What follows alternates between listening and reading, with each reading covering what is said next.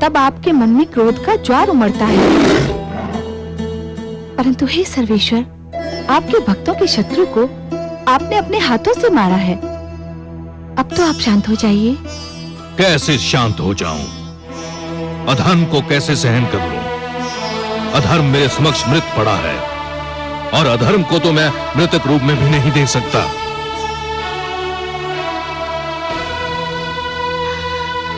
पुत्र,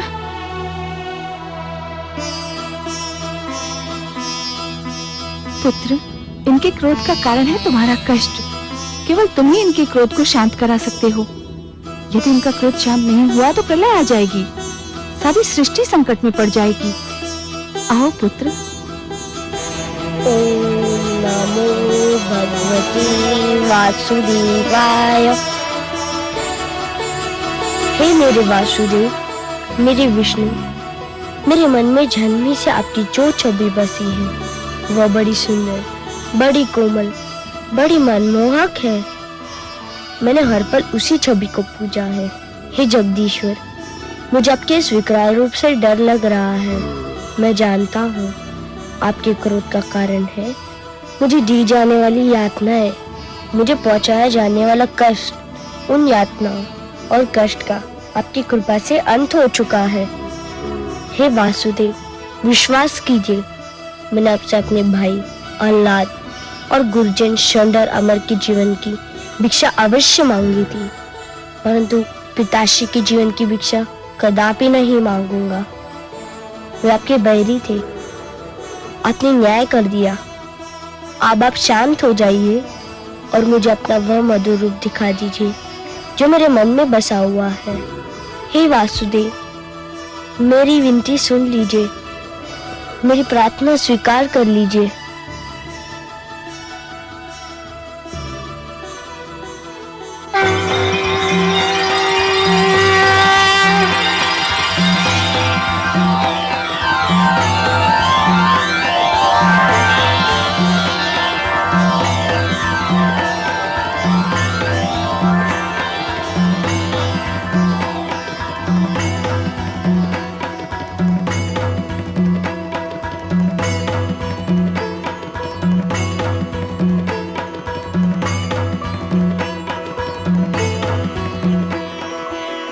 तुम धन्य हो पुत्र,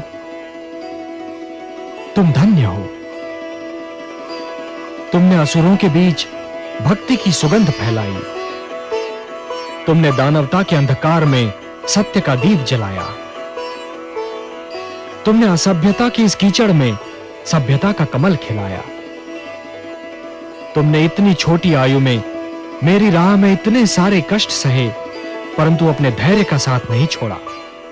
तुमने सबको यह दिखा दिया कि एक गुरु कैसा हो, शिष्य कैसा हो, शिक्षा कैसी हो। मैं तुमसे अत्यंत प्रसन्न हूं पुत्र प्रहलाद, अत्यंत प्रसन्न हूं। तुम मेरे परम भक्तों में गिने जाओगे। जब तक ये समस्त संसार रहेगा, कोई भी तुम्हारा नाम कदापि नहीं भूल पाएगा।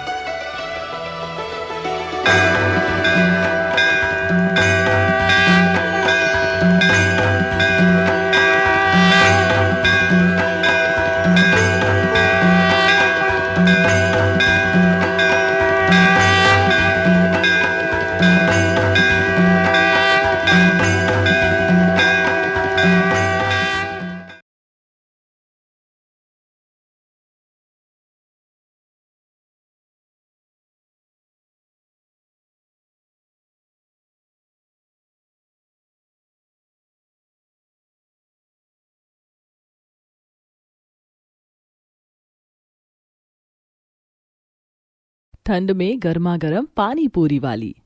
छोटा सा कच्चा घर, दीवारों पर जगह जगह से पलस्तर उखड़ा होता है। ठंडी हवा खिड़की की दरारों से घर में घुस रही होती है। बीच में एक पुरानी चौकी रखी होती है जिस पर एक फटी सी दरी बिछी होती है। दिव्या छोटी सी स्टील की प्लेट में रोटी देखती है, फिर दाल की कटोरी में झांकती है। मम्मी, आज मुझे दाल रोटी खाने का बिल्कुल भी मन नहीं है। हर रोज यही पिक्का पिक्का खाना, कुछ अलग भी बना दिया करो ना। मैं तो बोर हो गई हूँ इस खाने से।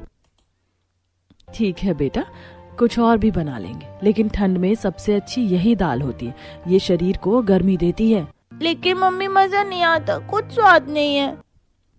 अरे राजकुमारी को तो होटल वाला खाना चाहिए लगता है। चलो बताओ क्या बनाओ, पिज्जा, पास्ता या बिरयानी? कुछ भी, बस दाल रोटी नहीं। बेटा, पापा कल कुछ अच्छा ले आएंगे, लेकिन अभी ठंड में पेट में गर्म चीज होगी तभी नींद भी अच्छी आएगी। चलो 2 निवाला खा लो हमारे लिए। दिव्या थोड़ी नरम पड़ जाती है।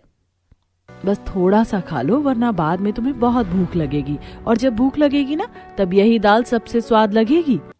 दिव्या ने अनमने मन से एक टुकड़ा रोटी तोड़ती है और दाल में डुबोती है और खा लेती है। सुबह ठंडी हवा में कोहरा तैर रहा होता है।